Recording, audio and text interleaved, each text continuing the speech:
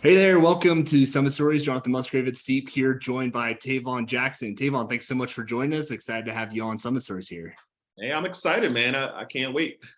Awesome. Tayvon, you live in the greater DC area in Maryland, and you've been out, how long have you lived out there? Are you born and raised up in Maryland? Man, my whole life, my Really? whole life from Southern Maryland. I even went to college at a school called Mount St. Mary's University, played Division I basketball there. And yeah, been an advisor now for about 13 years. That's awesome. Yeah, it seems like DC is one of those areas kind of like Denver where everyone moves there. No one's actually from there. So you're probably one of the few natives that's actually like born and raised. Yeah, that's right. Cool. Well, Tayvon, the reason I want to have you on here right now is that um, you've been doing webinars pretty consistently, not just in 2020 and 2021 when everyone was doing webinars, but even beyond that. Into 2022, we're doing some right now, I know.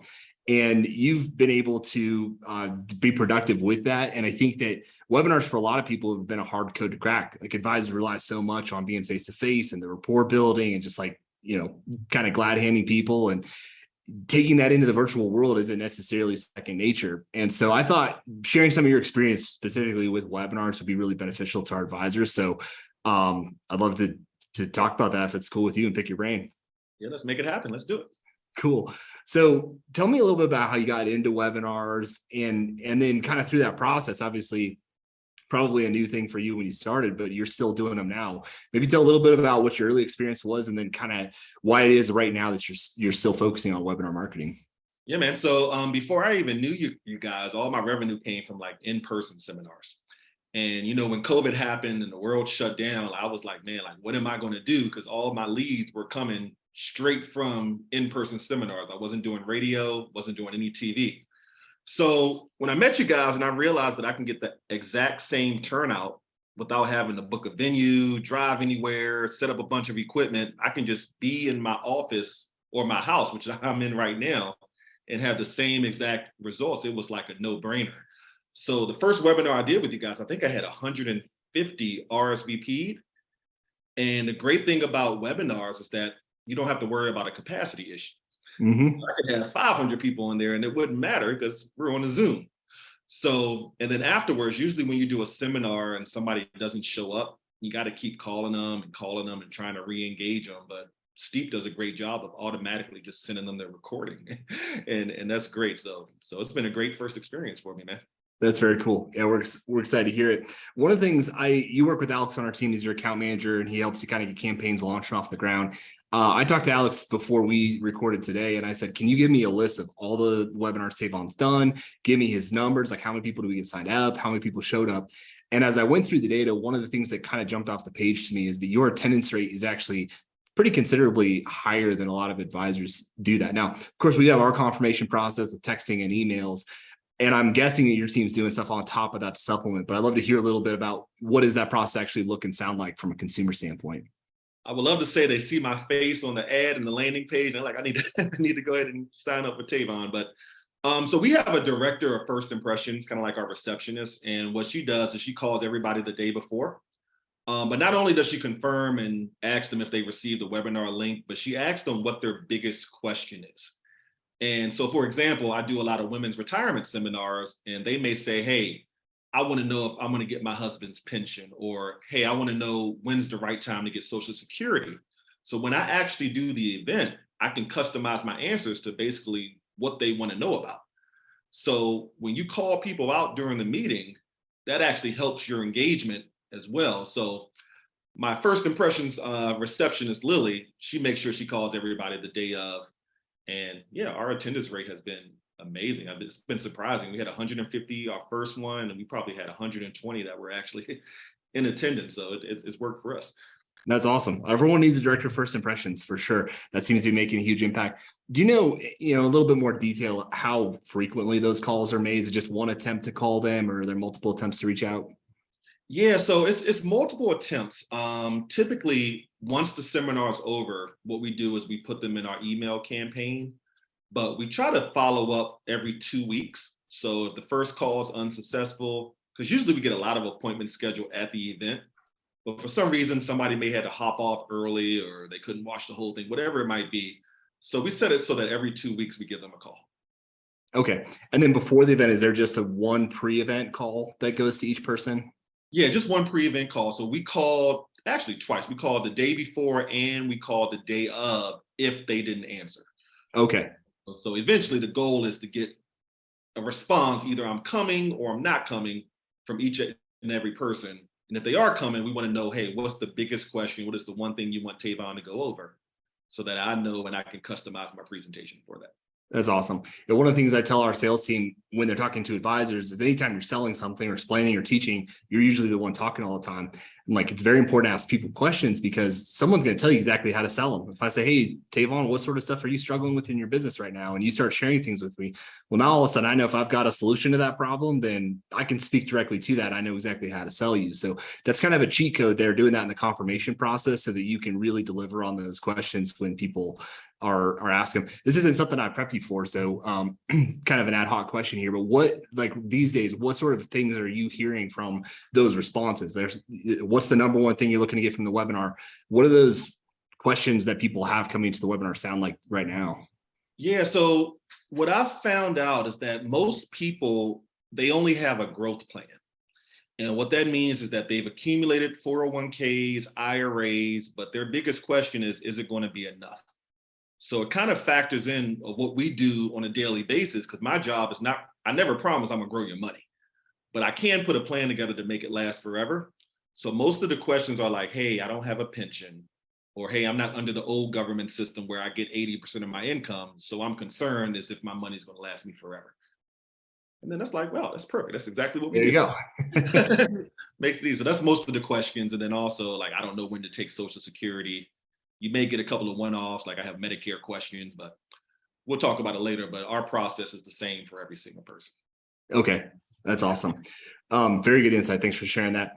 So you've seen a lot of success using webinars as a marketing funnel. What can you tell me from a production standpoint in terms of like, what do you expect from an ROI or production to come from a webinar marketing effort? Well, we do a good job tracking all our numbers now. We used to not do that at all. So we didn't know where the leads were coming from, what the revenue was coming from. So when I first started doing webinars with you guys, I can be honest, I was afraid. I was afraid to pay $3,000 to $5,000 a webinar because I had no idea if I would get that money back. But after we started tracking our numbers, we make on average $50,000 to $75,000 each webinar that we do. And I think that's what, 10x, 100x. I don't know what it is, but it's good. So our action plan for 2023 is actually to probably do a webinar each week. So one a week in 2023, because this is the best return on our investment that we've seen. And the great thing about Steep, and the reason I like you guys so much, is that we can actually target different zip codes. So one week I can be in DC, next week I can be in Maryland, I can do DC, I can do Virginia, and you can just keep kind of cycling those zip codes out so that you're always getting fresh people over and over again. So we're expecting the webinars to bring in about maybe 10 million in annuities this year or next year. And that should probably generate about 700,000 for the firm. That's awesome. Those are obviously great numbers. Anytime you're got a net positive, that's great. And when you're making that sort of margin, that's really exciting. So, and major credit to you too. I think the one thing I'll say that I learned from COVID is that it is kind of where I'm going to in my next question here is getting people to the webinar is half the battle. But getting someone to actually stay engaged with you and then make that a productive sales environment is a totally different thing. One of the questions I got really early on during 2020, and everyone's kind of panicking, trying to figure out how this online stuff's going to work, is how long should my webinar last? And, I always answer a question with a question because I'm a marketing guy, but I say, how long would you spend watching TV? And it's like, well, if I watch Seinfeld, I watch it for 30 minutes. If I watch Lord of the Rings, I watch it for 3 hours. The point is that if it's engaging, you'll stay for any amount of time and listen to that content. And I like to kind of position it to an advisor this way is how many times have you been in a live physical seminar? And I'll ask you this question, Tayvon, you can answer. Live physical seminar and somebody decides they don't want to be there anymore. They stand up and walk out of the room. How often does that happen? It doesn't happen to me. It doesn't happen, right? But what I do is I do recommend that like your webinar, seminars are a little longer because it could be dinner involved, whatever it might be, but webinars, it shouldn't be no longer than 45 minutes in my opinion. So my webinars, the reason why people like it, as soon as they come on, I let them know, hey, I'm gonna have you out of here in 30, 45 minutes because I get straight to the point. It's not a lot of fluff. It's right to actionable steps that they can use. Yeah, absolutely. And I think that's exactly what you have to do is set that expectation. If I don't know how long this is going to last, then I might flake in the first 5 minutes. But if you say, hey, in 30 minutes, the thing's going to be over, then I know, I can plug it for 30 minutes for sure. But I think that we have this unwritten social contract in person where it's like, I owe you the respect to sit here and listen to you. I'm not just going to stand up and leave. But how often do we open a YouTube video that's 30 minutes long and watch 6 minutes of it and then click off? Like, that attention and that social contract doesn't necessarily apply online. And so now you as a presenter have to put so much more effort into maintaining that attention. And I think that's something you've done a really good job at. Obviously, you wouldn't be right in the production that you are from it if you weren't. But what tips would you have to somebody who's doing webinars, either someone who's done it before or maybe doing it for their first time, to say, how do you keep that energy level up? How do you keep people engaged to where they're actually going to stay on that webinar and pay attention? Yeah, to be brief with it, I mean, I just call them out. And the first thing I do is I tell them, as soon as we start, hey, type a 1 in the chat if you can see me, or type a 2 in the chat if you can hear me, or type in the chat the color of my teeth. I just be joking with them. Like, some people would say yellow, some people would say white, but I just kind of get them laughing, get them engaged. And I actually call them out by name when I'm talking about them with different examples. So for example, I do a lot of Social Security seminars and webinars, and I'll call them by name. I'll say, hey, Judy, let's say you're 62 years old and you take your Social Security early, and let's say Tanya's 67 years old. So then I kind of get them responding in the text, so I know that they're listening. And throughout the presentation, I probably call 10 to 15 people, because usually you see the people who are like really engaged because they're like really asking questions in the chat, but then you hear the people that are like quiet and not saying anything. So therefore I call them out and try to re-engage them. So that's been working for me. Just call them by their name, address them, just like if you were at an in-person seminar.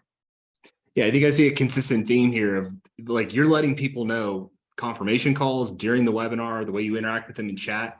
You're saying this is a two-way conversation. This is not the Tayvon show, just hear me talking all the time. Like, I want to hear what you have to say, and I want you to be involved in this conversation. That by itself is automatically going to gravitate to people and help them stay engaged that whole time. So that's awesome.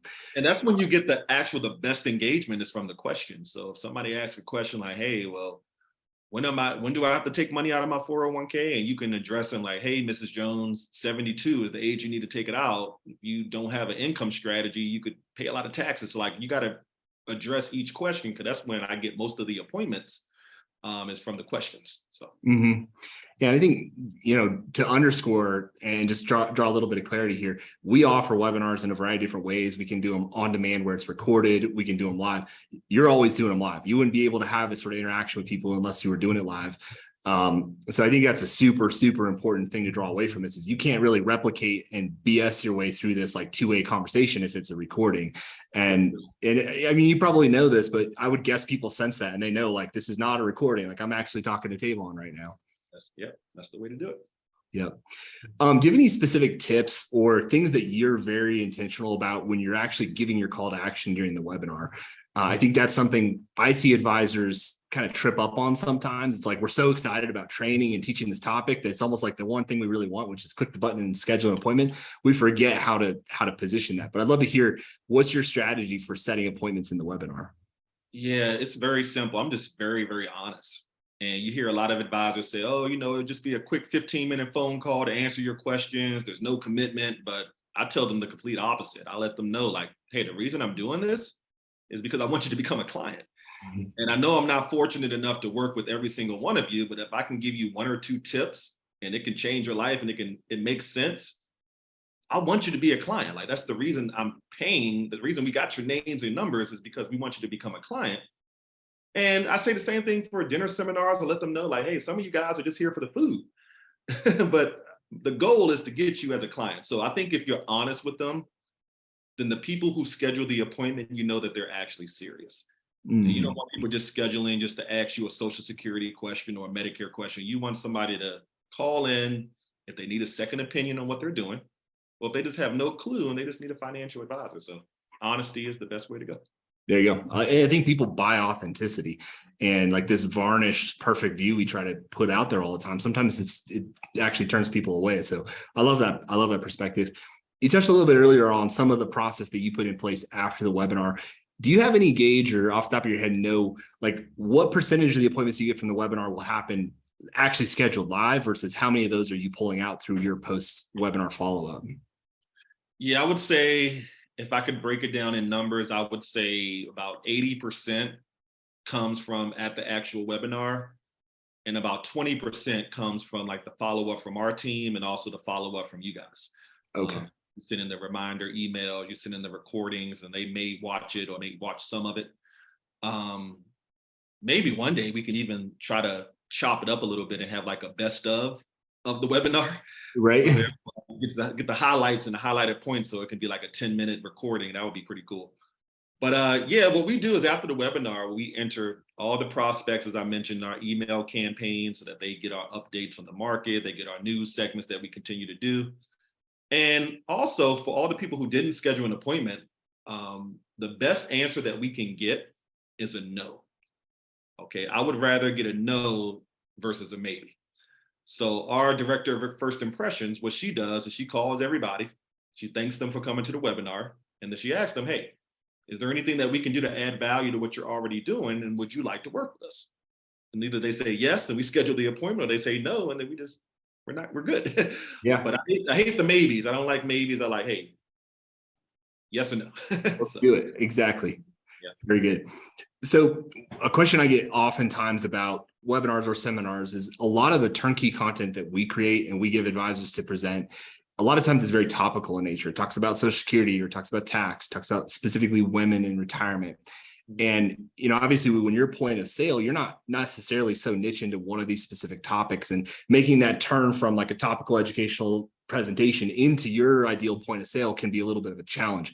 Can you talk a little bit about how you're able to bridge that gap? Like what expectations are you setting? And then how are you addressing people when that first appointment actually comes time, and tying that back into the event they just attended? Yeah, great question. So for us, we treat every seminar the same. So whether we do a Social Security, a women's retirement, taxes, whatever it might be. And I think the people who have the problems with the first appointments are the people who don't have processes in their own company. So for us, everybody has the same exact appointment. So what we do is the first 10 minutes of that first appointment, we're talking about the webinar. What did you like about it? What you didn't like? Did we answer all your questions?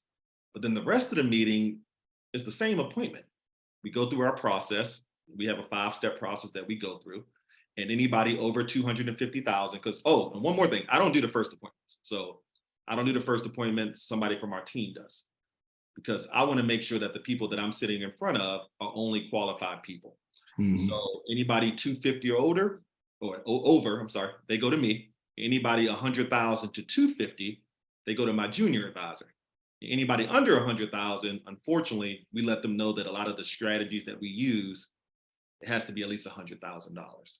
So our process really never changes. Just to begin, the first 10 minutes change. So the first 10 minutes is different for each person. Then we get back to our normal appointment.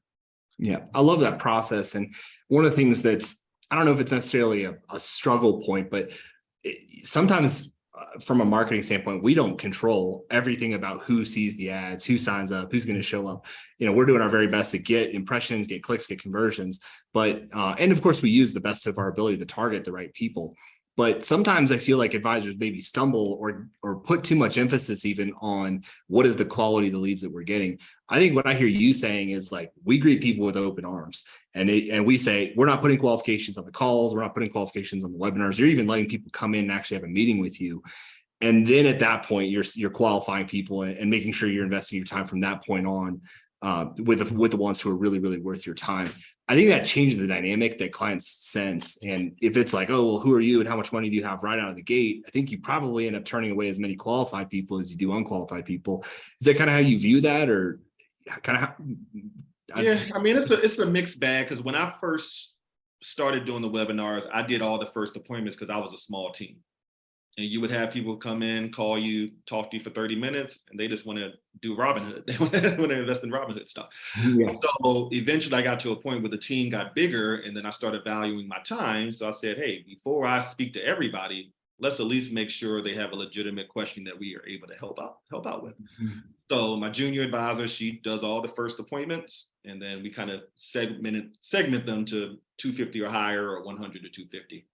And Okay. it's been working. And even if the client is not qualified, we still send them a questionnaire and some brochures to kind of make them happy and give them a copy of my book as well. And they're good. That's awesome. I keep seeing new names on the campaigns that you're submitting. So I know you're in growth mode and bringing on new advisors. So I think that's a really scalable system. I like that. I like how that's working. It seems like it's a good system. Yeah, the leads have been amazing. So I'm really trying to get my junior advisor, Vanessa. I want her doing one, like I think she'll be great for the women's market. So just doing a whole bunch of women's retirement for her and hopefully build up her pipeline of clients, and she can do 10 million as well with you guys. There you go. Last question I have for you is just kind of an open-ended question. I know you've put your own fingerprint on exactly how it is you're using the webinar program.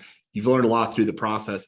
But if I'm a brand new advisor, never done this before, and I'm thinking about doing my first webinar, like what is my pep talk from Tayvon? Like what do I need to really be focused on? Or just things that we haven't talked about yet that you think are really critical for someone to understand to succeed with this? I would say 1, keep it under an hour. Okay. 2, don't read off the slides. Actually know what you're talking about, make it engaging. And 3, you probably need to at least do 5 of them before you can make a decision on whether it's working or not. Because some people do one webinar and I didn't get that many people, and then they just drop it. You got to at least do it 3 to 5 times to really get a gauge of it's going to work. Because the people that, like, for example, when I do webinars in January, I don't close the business till February. So it really helps build your funnel. But I would say just be consistent. Give it 3 or 4 or 5 times. And you should be there you go. Awesome. And one thing that probably goes without being said, because now everyone's seen you and heard you talk for a while here, is I think something you do really well is you communicate energy. And I can even sense myself talking with a little bit higher energy than I do having this conversation with you. I think that comes through the camera. And I think that, like, you know, just the way that you present yourself, the energy you bring to the table probably is a lot bigger point than any of us really recognize, because everyone wants to follow a leader. And when you talk like a leader and you act like a leader, you speak like a leader, someone's going to start following you. So I think that's kind of your superpower, is like kind of that dynamism and energy that you push through the camera magically somehow. Man, thank you. I appreciate that. Awesome. Cool, Tayvon. Well, we appreciate you being an awesome client of ours. Wish you the best with all of your seminars and webinars. You got a seminar going on in December, which is pretty cool to see. First seminar, what you got? Let's try it. There you go. We're going to kick butt. But appreciate you sharing here. I know everyone watching this says the same thing. So thank you so much. Not a problem, man. You enjoy the rest of your day. Awesome. You too. Thanks, Tayvon. Bye.